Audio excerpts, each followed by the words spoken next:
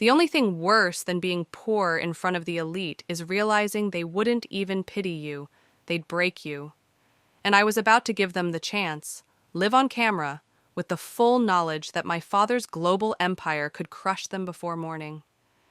If you're watching this video, please like and subscribe now to support me and motivate me to make more such videos. Do let me know in the comments of where you're watching from. The silence that followed the snap of bone against skin was absolute, but the roar inside my ears was deafening. I felt the sting first, sharp and metallic, followed by the burning shame that radiated across my cheek. I tasted blood. "Get that trash out of here!" Liam's mother, Clarissa Van Derbilt, shrieked, her face a mask of scarlet fury and disgust, her diamonds catching the merciless spotlight of the ballroom. I stood paralyzed, clutching the torn fabric of my cheap, ill-fitting dress, the single worst piece of clothing I had ever voluntarily put on my body. 2 million pairs of eyes, strangers, competitors, associates, and enemies, were watching this exact moment live on the Vanderbilt Charity Gala stream. And my boyfriend, the man I had come here to test, stood less than 3 feet away, doing absolutely nothing but staring at his polished Italian shoes. But nothing. Not the slap. Not the searing pain. Not the humiliation. Hurt as much as the look of cold, passive agreement in Liam's eyes. To understand why a Blackwood heiress, Amelia Blackwood, owner of a portfolio that could bail out a small nation, and the sole future successor to the Blackwood Group, was standing there looking like a terrified charity case, you have to go back 3 months. My life, from the outside, was a fairy tale. Exclusive schools, private jets, and a corner office waiting for me on the 100th floor of the Blackwood Tower. But inside, I felt like a gilded cage prisoner. My world was small, cynical, and populated entirely by people who wanted something. My father, Sterling Blackwood, God bless him, understood this. He had built his empire from nothing and saw the threat posed by those who sought to marry into it. "Amelia," he'd warned me countless times, "every single person you meet after you turn 21 will be a potential transaction. Trust your gut, and when you can't, trust your checkbook." I was 24, and my gut was exhausted. Every relationship ended the same way. The reveal, the sudden nauseating shift in dynamic, the way their eyes would flicker past me to imagine the sprawling estates and the boardroom seats. It happened with Ethan, a trust fund lawyer who started researching Blackwood acquisition targets the day after I told him. It happened with James, a supposedly struggling artist who suddenly had a $5 million proposal for a Blackwood-funded gallery. So, I ran.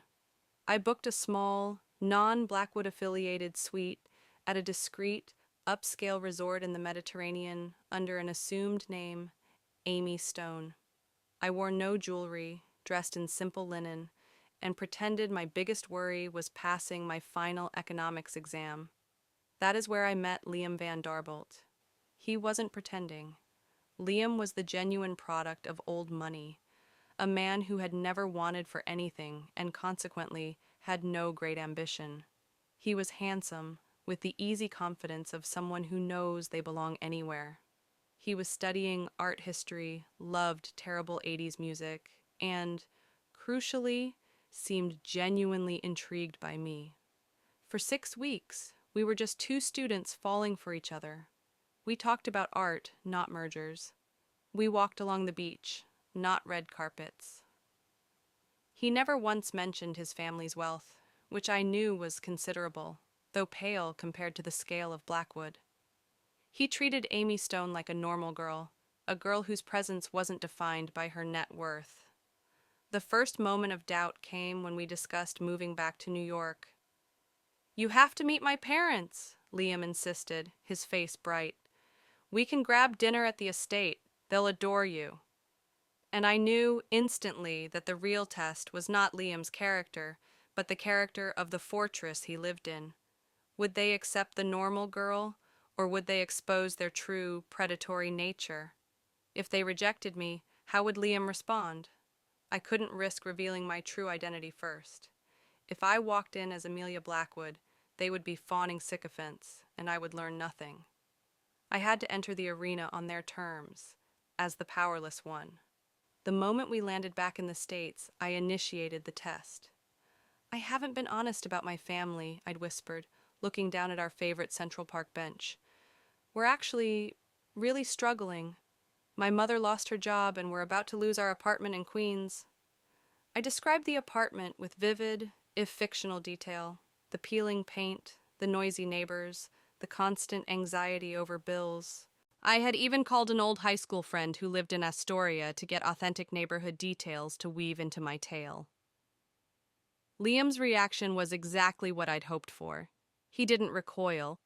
He looked concerned and perhaps a little uncomfortable, but his expression remained gentle.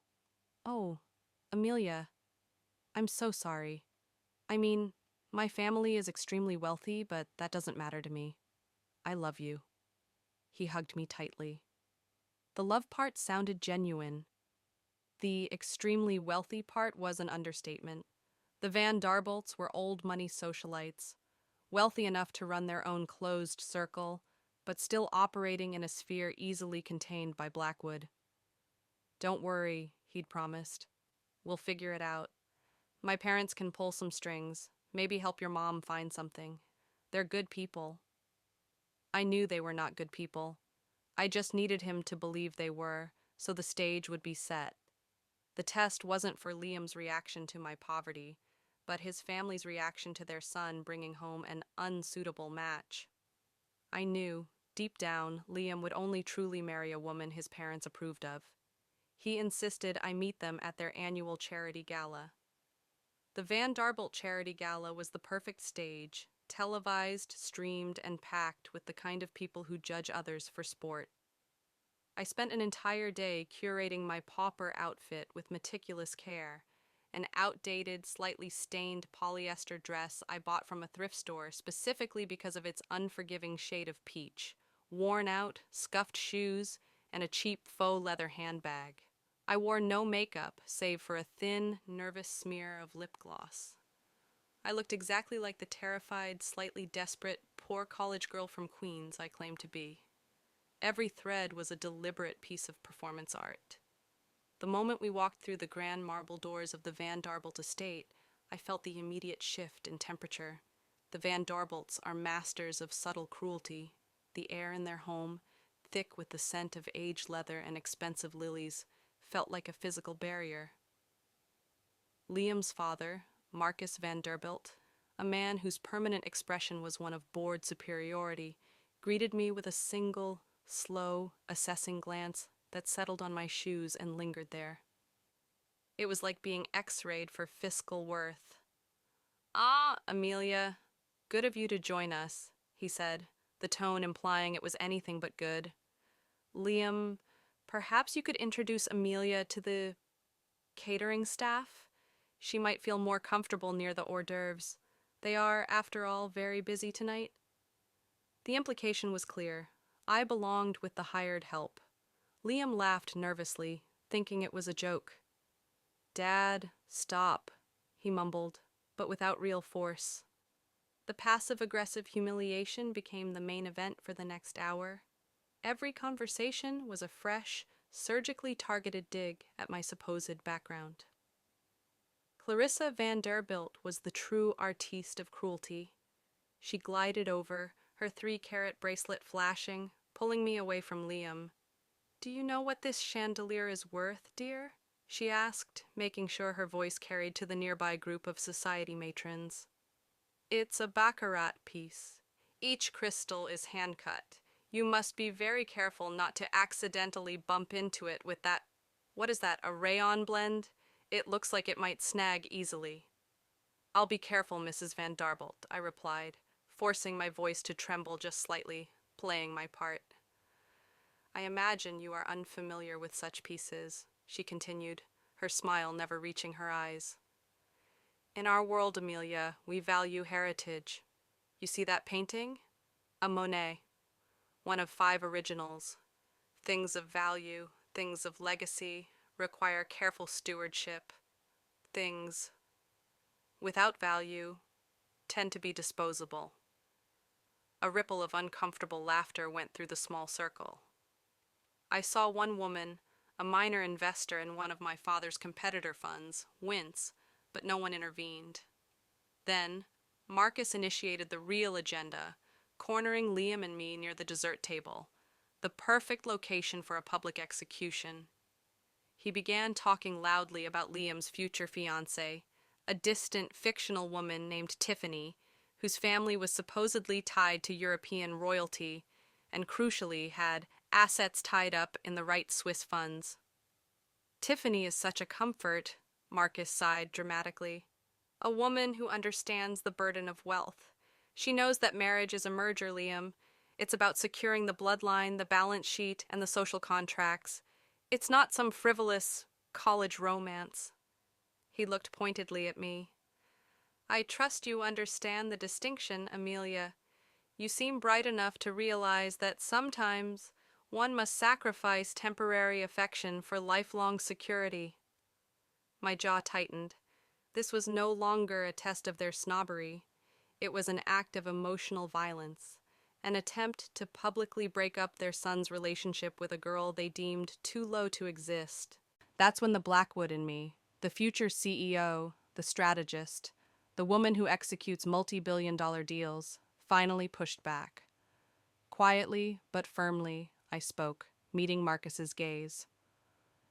Mr. Van Derbilt, Liam and I are serious about our relationship, and I believe in choosing a life partner based on character, not quarterly earnings. Clarissa's eyes narrowed, finally focusing on me with genuine venom. She dropped the facade of polite disdain. Serious? You think your situation allows for seriousness, girl? Character? What character? Look around you. This is the elite. This is the 2%. You are an opportunistic little pauper trying to climb the social ladder with my son's affections. We looked you up. You live in a cramped 2-bedroom walk-up. Your father drives a 10-year-old sedan for his delivery business. You are beneath us. You are trash. The word trash hung in the air, echoing in the brief lull of the string quartet. It was the sound of a carefully constructed wall crumbling. It was Liam's cousin, Chet, who had been filming the whole interaction for the gala's live stream, clearly expecting an amusing spat, who escalated it. He leaned in, pointing his phone's camera directly at my face, broadcasting my shame to the masses. Say something for the 2 million viewers, Amelia. Tell us what it's like to crash an elite party. Are you gonna cry? He sneered, his face close enough that I could smell the expensive gin on his breath. Turn that off, I commanded, the billionaire CEO's daughter finally surfacing in my tone. I reached out to push the phone away, a gesture born of pure fury and a sudden desire to end the entire farce. That was Clarissa's final breaking point. She saw the audacity, the defiance in my action, the audacity of the poor girl daring to touch her family. She swung her hand, hard, across my face. Snap. The sound cut through the music and the conversation, immediate and brutal. How dare you touch my family, you low-class gutter creature! You will respect your betters!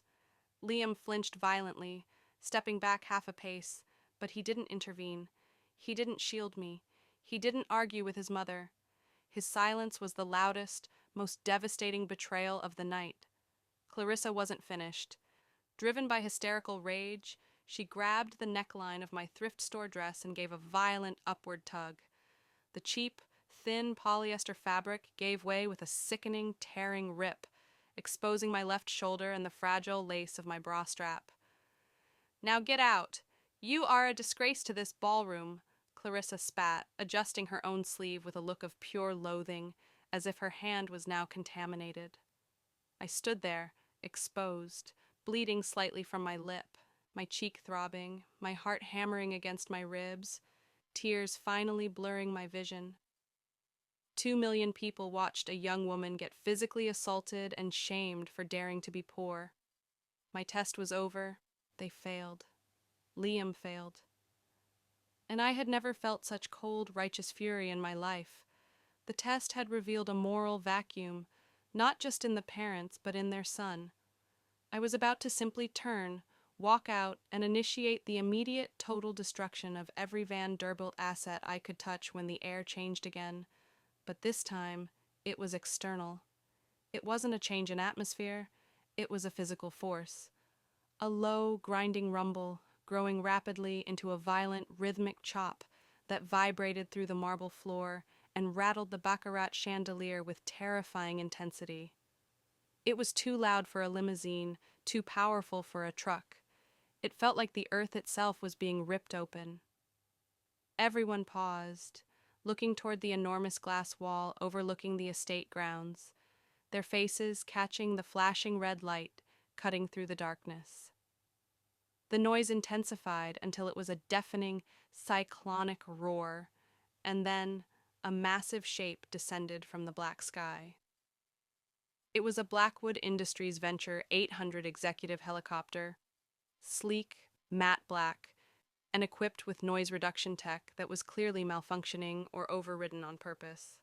It landed with an absolute, aggressive disregard for the immaculate, century-old Vanderbilt lawn, kicking up a blinding whirlwind of grass, dust, and small debris. The party guests gasped. Helicopters were common in this neighborhood, but landing there, on the lawn, instead of the designated pad, was an act of profound, hostile dominance. The door hissed open, flooding the space with stark interior light. Out stepped my father, Sterling Blackwood. My father is a quiet man, but when he is angry, the world bends. He was impeccably dressed in a charcoal bespoke suit, a garment that screamed 7 figures of power, and he moved with the predatory grace of a man who owned everything in sight. He didn't look at the party guests, or the terrified string quartet, or the shattered Van Derbilts. His eyes, cold and sharp as blue ice, found mine immediately. He saw the torn dress, the swelling on my cheek, the fear, and the absolute deep humiliation radiating off me. And I saw the moment the Van Derbilts' calculated, arrogant smiles dissolved into pure, petrifying terror. Clarissa's hand flew to her mouth, stifling a scream. Marcus's face went white, his jaw going completely slack as recognition hit him. The man whose face was on every business journal cover worldwide. The man who never attended social events. The man whose personal wealth was 50 times their family's entire portfolio. Liam's face drained of blood, and he backed up, stumbling over his own polished shoes. He finally understood who Amelia really was. Sterling Blackwood did not raise his voice, yet the sound carried with deadly clarity. He walked straight past the frozen Marcus and Clarissa, the silk of his jacket brushing the Van Derbilts' chests, and he removed the perfectly folded silk pocket square from his jacket. With infinite, gentle care, he dabbed the blood from my lip. Then he spoke 5 words, amplified by the dead silence of the room, looking over my head at the quivering couple. "Who assaulted my daughter?" Clarissa managed a weak, desperate choke. "Mr. B. Blackwood. I didn't know. We thought—" "You thought she was poor," my father finished for her, his voice a low, terrifying growl that carried more threat than any shout. He dropped the used pocket square onto the pristine marble floor, leaving a small, shocking stain of my blood, like a final, irreversible verdict. He then looked directly at Marcus, who looked small and suddenly frail. "Marcus Van Derbilt. I bought the controlling interest in Van Derbilt Global Holdings 38 minutes ago. The paperwork was filed during the duration of your gala and executed digitally when I saw the live feed spike. You will know by tomorrow morning that you are now employees of the Blackwood Group, and I am your boss." Marcus Van Derbilt actually staggered backward, clutching his chest. "That's impossible. We're majority shareholders. Our shares are locked." "Not anymore," my father said simply, pulling out a slim, expensive phone and showing him the flashing confirmation screen. "I activated the emergency hostile takeover protocol the moment I saw the video feed of my daughter's face on that screen, Marcus. I didn't want your company, but now I own it. And since I own the broadcast rights to this specific gala, Let's see what the world is saying. He nodded toward Chet, who was still holding his phone up, recording everything. The camera feed from Chet's phone was being mirrored on the massive projection screen meant to display charity metrics. On the screen, the comments section was a torrent of fire. Global news feed, breaking. Blackwood Group CEO Sterling Blackwood just landed his private helicopter on the Van Derbilt lawn. This is related to the live assault of the poor student now identified as Amelia Blackwood. Justice now. Hashtag Vanderbilt trash. They're ruined. She was testing them. Financial witch. Clarissa Vanderbilt just slapped her new boss's daughter. LOL. My father looked at the stunned Chet, then back at the Vanderbilts. Son, that little live stream? It's now evidence of a public, unprovoked assault on my daughter, broadcast globally. 2 million people just watched my new employees violate my daughter. Clarissa, you're fired for cause, immediately, and I'm personally initiating a civil suit for battery. Marcus, your severance package is whatever minimum required by law, effective now, and your company is about to be systematically stripped of every non-essential asset. Liam. He finally glanced at Liam, and the contempt in his eyes was absolute. Liam tried to speak, to step forward, but the words died in his throat. Liam, your father is a coward. You are worse. You watched a woman you claimed to love be assaulted, humiliated, and physically attacked, and you prioritized your mother's bigotry over her safety. That makes you useless. Not only are you fired from any future role at Global Holdings, but I will ensure you never work in a financial sector where my family has influence, which is, incidentally, everywhere.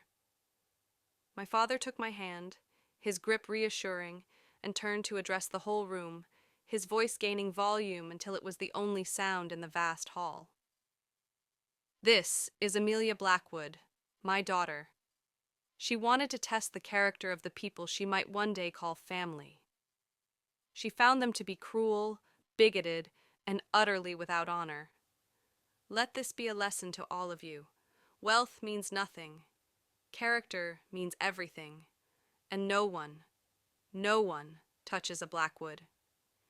He signaled to his security team, who, having poured out of the helicopter, were now calmly taking possession of the grounds, securing the servers, and signaling for the police to enter the building. As we walked out, my torn dress notwithstanding, I felt a power I hadn't felt in months. I looked back at Liam, who finally rushed forward, desperation twisting his features. Amelia, please. I'm so sorry. I love you. I can explain. It was a mistake. I'll tell them to stop. I stopped just before the door, adjusted the silk wrap my father had handed me, a gift from a man who always planned 3 steps ahead, and smiled a smile that didn't reach my eyes. You already explained everything, Liam. Every lie you told me, every cowardly second you stood there doing nothing, it was all perfectly explained. And then I walked toward the waiting helicopter, leaving the Van Derbilts to face their public ruin. Karma wasn't a delayed reaction. Today, it had an immediate 9-figure price tag and 2 million witnesses. Thank you for listening to my story. If this resonated with you, please consider liking this video and subscribing to the channel for more stories. And please, share your own experiences in the comments below.